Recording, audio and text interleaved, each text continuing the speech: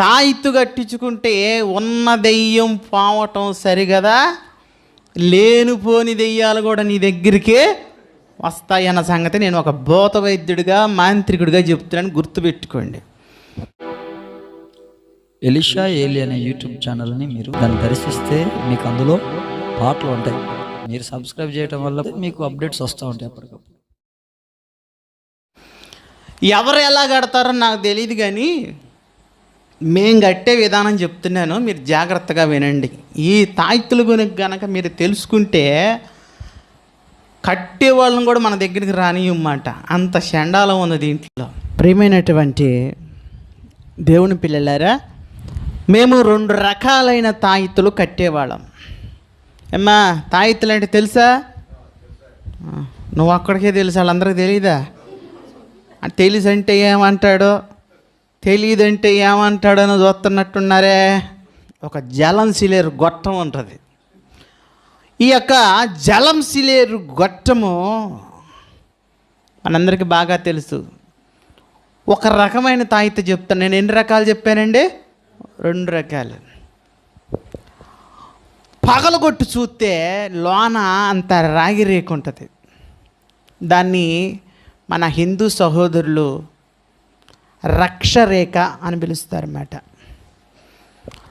ఆ రేఖ మీద కొన్ని అక్షరాలు రాయబడి ఉంటాయి. ఆ అక్షరాలని బీజ అక్షరాలు అంటారు. చాలా మందికి అవి ఏంటో తెలియదు. కానీ భూత వైద్యం చేసేటువంటి మేము ఒక్కొక్క రాగి రేకులో 1 నుంచి 200 దెయ్యాలను ఈ తాయిత్తులోనే దాచిపెడతాం అన్నమాట. మనం స్పష్టమైన తెలుగులో చెప్పుకోవాలంటే తాయిత్తుకి ఎన్ని ఉంటాయండి? 200 దెయ్యాలు ఉంటాయి. అంటే ఏంటి దానికి లాభం అంటే అది కూడా చెప్తాను నేను. 200 దెయ్యాలు ఉంటాయి దానికి. ఇప్పుడు నీకు పట్టింది సారీ అండి, మిమ్మల్ని కాదండి, ఇప్పుడు మా దగ్గరికి వచ్చే వాళ్ళకి పట్టింది ఒక్కటే. అయ్యా, మాకు పొద్దుపోయిన కాడి నుంచి ఏదో ఒకటి కనపడి చెయ్యట్టొస్తుంది అయ్యా, ఏదో గీరినట్టు ఉంటుంది, ఏదో గుండెల మీద తొక్కినట్టు ఉంటుంది. హల్లెలూయా. విచారం ఏంటంటే క్రైస్తవులు కూడా చాలా మంది అలాగే వచ్చేవాళ్ళు మా దగ్గరికి. నిజమండి, చాలా మంది క్రైస్తవులు వచ్చేవాళ్ళు. నాకు యేసు ప్రభువు మీద నమ్మకం లేకపోవటానికి కారణం ఏంటో తెలుసా? మొదట క్రైస్తవులే. తర్వాత నేను తెలుసుకున్న దేవుడు గట్టోడే కానీ మానవుడే ఒట్టోడని. హల్లెలూయా. ప్రియమైనటువంటి దేవుని బిడ్డలారా, ఎలా ఉంటుంది అయ్యా అంటే, అక్క ఈ తాయితీ తీసుకెళ్ళి కట్టుకో, 50 రూపాయలు. ఇదిగో మాకు డబ్బులు అవసరం, ఆడబెట్టి మీరు తీసుకెళ్ళండి. అక్కడికి వెళ్ళేవాళ్ళు. నేను చెప్పే కదా, ఒక బొమ్మ ఉండేది నేను తెత్తున పెడి, అది చూస్తానికి రాక్షసిలా ఉండేది మాట. దాని దగ్గర పోయి డబ్బులు పెట్టకుండా పోతే మళ్ళీ అది ఎంటబడి కరవదండి. హల్లెలూయా. మేము వెళ్ళినా వెళ్ళకపోయినా ఆ డబ్బులు కరెక్ట్గా పెట్టి తాయితే తీసుకొని పోయేవాళ్ళు. ఎందుకో తెలుసు, ఆ బొమ్మను చూసి వణికిపోయేవాళ్ళు మాట.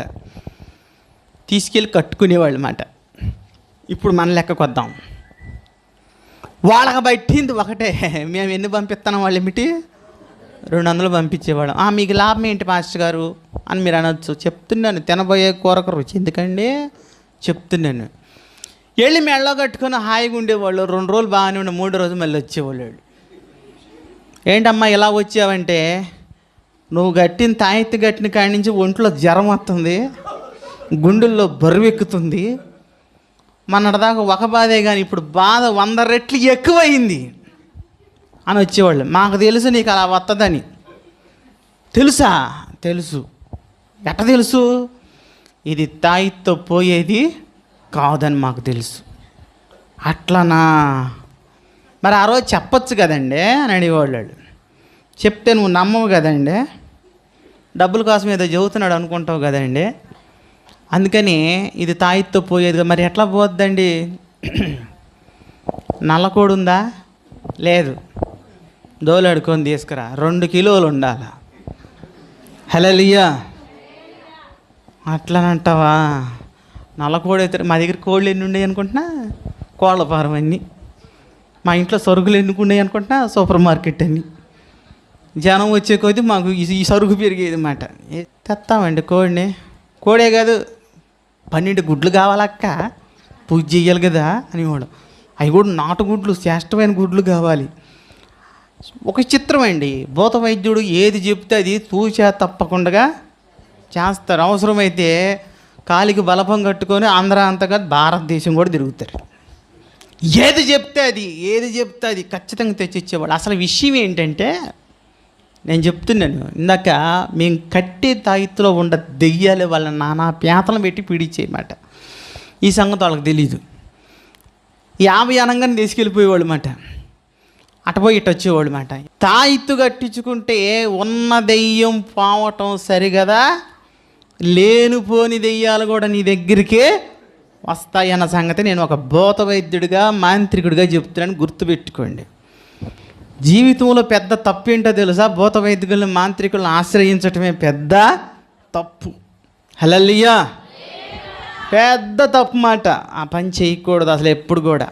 చాలామంది అనుకుంటారు తాయితదారు తగ్గిపోద్ది అనుకుంటారు, కానీ చాలామంది నన్ను అడిగారు, మా ఊర్లో ఒక ఆమె కట్టించుకొచ్చాక తగ్గిపోయిందండి. తగ్గిపోయింది, మరి అది ఎట్ట తగ్గిపోయిందని అడుగుతారు కొంతమంది. దానికి కూడా నేను చెప్తున్నాను సమాధానం. నువ్వు దెయ్యం పక్షం ఉంటే దెయ్యమే నీకు మేలు చేస్తుంది, నువ్వు దేవుడు పక్షం ఉంటే దానికి విరోధం అవుతావు. కానీ యేసయ్య ఒక మాట చెప్పాడు, నేను ఎవడైనా సరే తన రాజ్యానికి విరోధం పడ్డో అది రాజీ పడిపోద్ది. నువ్వు తాయిత్తు కట్టించుకోవడమే దానికి కావాలి, యేసయ్యకి అది తీసేయటమే కావాలి. నువ్వు ఎవరి పక్షాన ఉన్నావు ఒకసారి ఆలోచన చేసుకోవాలన్నమాట.